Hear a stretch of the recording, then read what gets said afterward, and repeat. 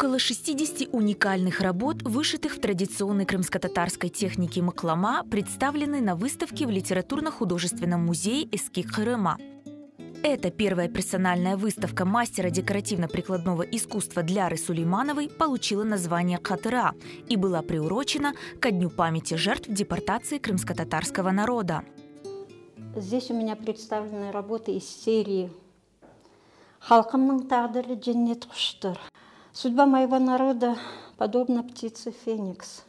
В каких бы сложных условиях мы ни жили, мы возрождаемся, как птица Феникс.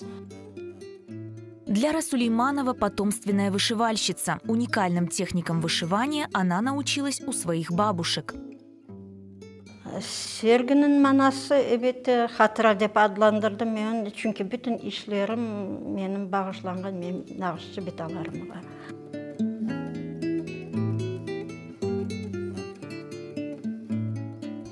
Золотое шитье традиционно для крымских татар. Диляра Сулейманова возрождает это старинное искусство. Сделать выставку очень сложно, если ты вышивальщик. Я понимаю вот ее проблему, ее сложность, да? Потому что это кропотливый труд, это очень много времени занимает изготовление одной маленькой детальки, маленькой вещицы. Это нам, художникам, легко. Намазал быстро, огромная работа получается. Выставку можно сделать за год. Но и эту выставку Диляра, наверное, готовила уже 15 или 20 лет.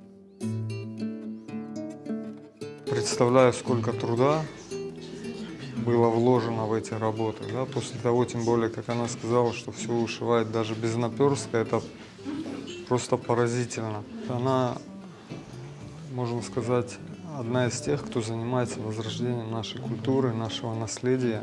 И я думаю, что эти работы в дальнейшем будут как